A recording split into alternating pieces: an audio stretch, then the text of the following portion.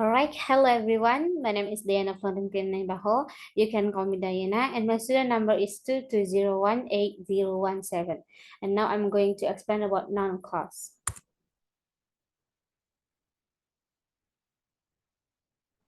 So, what is noun clause? A noun clause has a function as a noun in a sentence.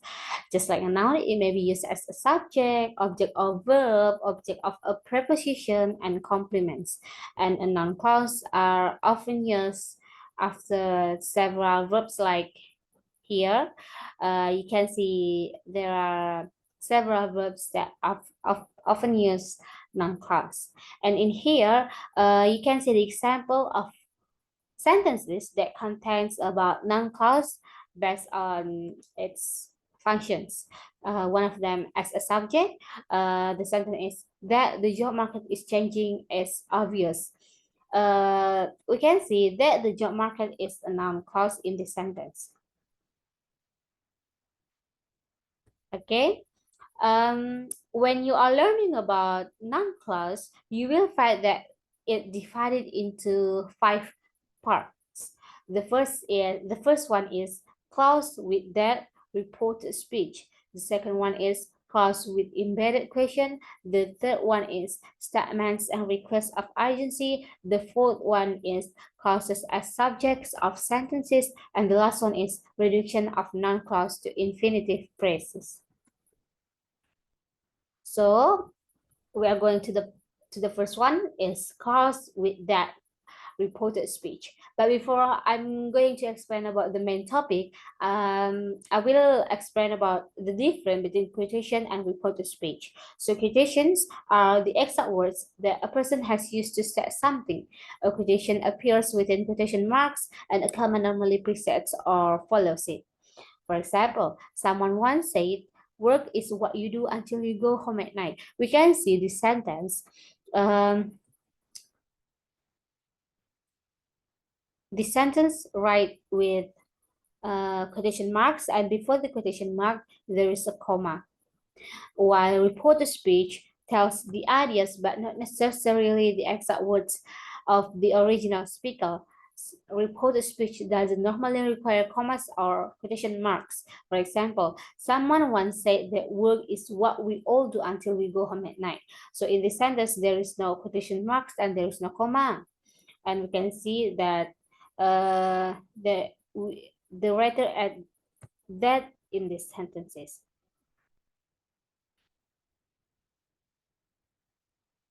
Okay, the first topic in this part is changes in verb tense with reported speech.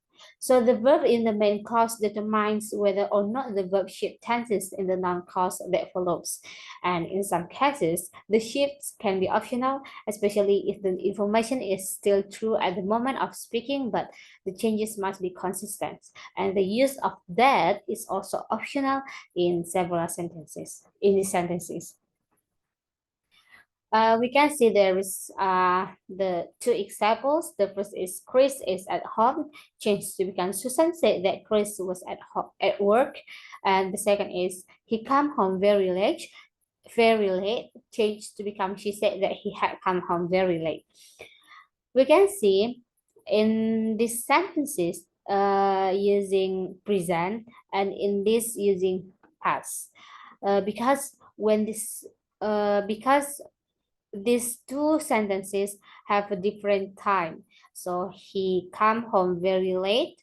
It's in now, but she said that he had come home very late. The context in the sentences, he come home very late, is in the past. So we need to change the tense to the verb tense to become from present to become past. Come to become had come, like that.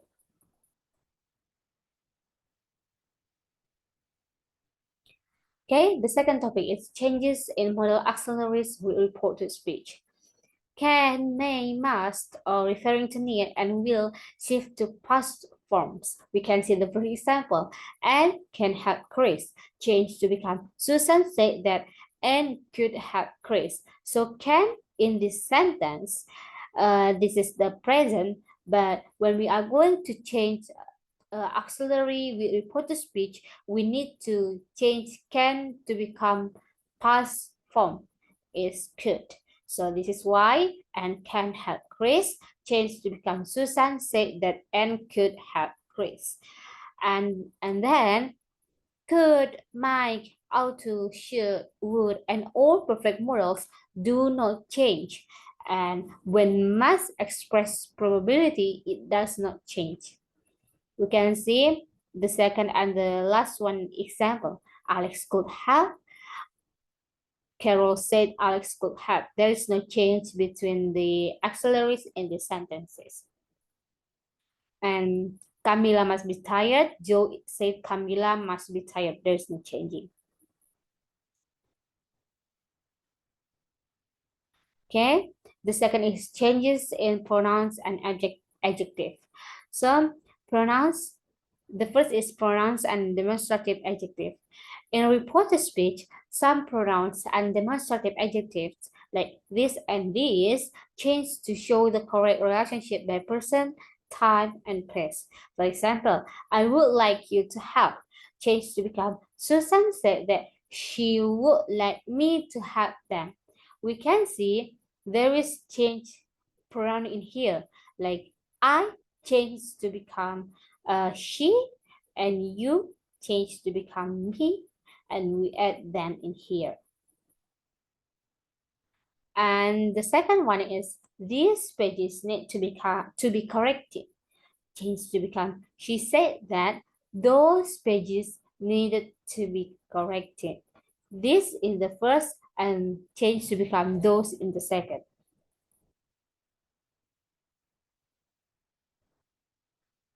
All right, the next is about time and place expression. Time and place expression may also change, and the change depends on when and where the reported speech occurs. For example, we need the work now, and change to become she said that they needed the work then. So now in quotation, change to become then in the reported speech because it depends on when the reported speech occurs. Okay, the second part is clauses with embedded question. So use question words such as when, why, what to introduce embedded question. And when the question is changed to a noun clause, the subject must come before the verb.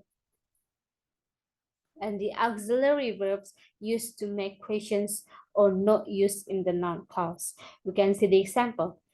When will you start your new job? This is the embedded question because there is when in here, and we want to change to become reported speech. Yeah, we want to change and to become she wanted to know when I would start my job. So there is change in subject and yeah, subject and modal auxiliary like will to become would, and I is subject must come before the verb. So I come before would start my job like that. And you can see the others examples in here like how much will you make? Change to become she wondered how much I will make. Who is going to be my supervisor? Change to become could you tell me who my supervisor is going to be? And the last is why did you leave your last job? Change to become she asked me why I had left my last job.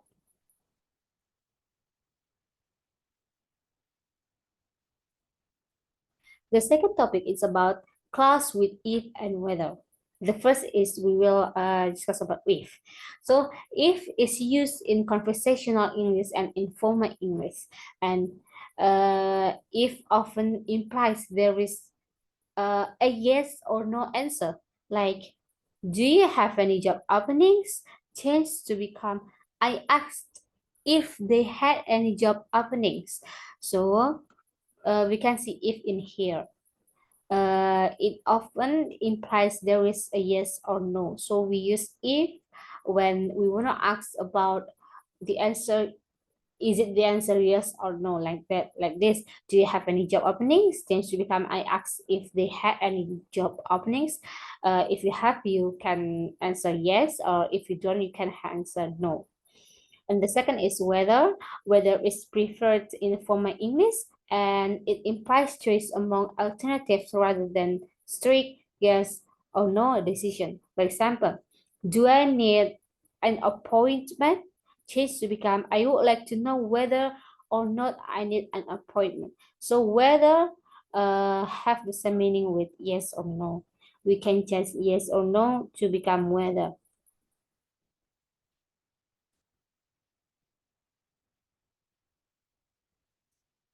Okay, the second is the third part is statements and requests of urgency. So statement of urgency with that. The first is if, like before, and whether.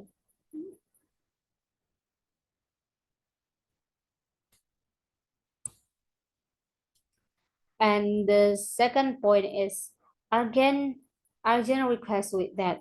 For example, we ask that the manager attend the meeting. Change to become we ask the manager to attend the meeting.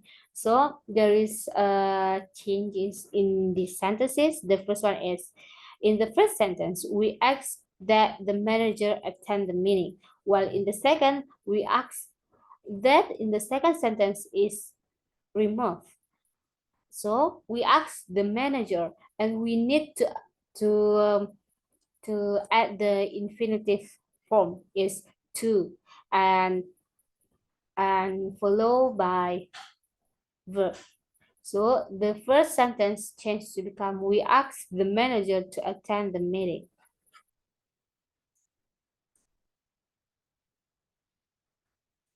Okay, the fourth part is about clauses as subjects of sentences. The noun clause must begin with a connecting word, and the noun clause takes a singular verb. For example, their job is difficult. Change to become what they do is difficult. So their job change to become what they do, and what they do is a noun clause. And the second is something is certain, change to become that he is a troublemaker is certain. Something and that he is a troublemaker is have the same meaning. So in the second sentence, the noun clause is that he said a troublemaker. And the second topic is about anticipatory it plus clauses with that. So anticipatory it plus noun clause is common in conversation English. And remember that sentences with it plus adjective of urgency like vital, urgent, and necessary are followed by verbs in the subjunctive mood. For example, that he is a corporate spy is now certain. Change to become, it is certainly that he is a corporate spy.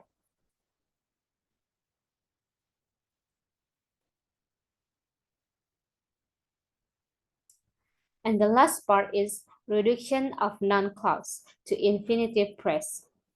So the first topic is about reduction of the clauses in the subjunctive mood. So sentences with anticipatory it plus adjective plus noun clause can be reduced to infinitive phrase, and sentences with the following verbs of request can also be reduced to infinitive like advise, ask, comment, require, and urge. And we can see the example. It is important that you call. Change to become it is important for you to call. So the this is the um, reported speech, and the second is infinitive phrase. Uh, Infinitive phrase always have form like to plus verb. So in the reported speech, there is no infinitive, and the second is infinitive phrase. It is important that you call, and it's important for you to call. So we need to add for and remove that, and add to before call or before the verb. The second example, he urged that I see a lawyer, changed to become he urged me to see a lawyer. in here there is a change in pronouns too, like I change to become me.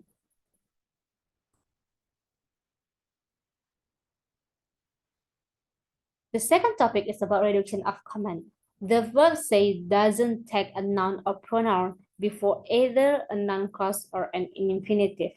And the verb tell must be followed by a noun or pronoun or as an indirect object, and the direct object or a noun clause or an infinitive follows the indirect object. For example, we can see here's command is stop it, and report the speech is she said that we should stop it, and we change the reported speech to become infinitive phrase. She said that we should stop it, change to become she said to stop it. So we remove that we should and add to before stop it. So this is the infinitive phrase from she said that we should stop it. We can see the second example. The command is finish the work, and the reported speech is she told us that we should finish the work, and we change this sentence to become infinitive phrase by remove that we should and add to before finish the work. So the infinitive phrase from she told us that we should finish the work is she told us to finish the work. And the third topic is a reduction of requests for action and for permission. So the indirect object must be used with the infinitive phrase, and the request with may I, could I, and can I can also be reduced to infinitive phrase, but no indirect object is used. We can see the example. The request is, will you help me? And the reported speech is, she asked me if I could help her. And we can change the sentence to become infinitive phrase, and the sentence will become she said me to help her. So if I could change to delete and add to before help her.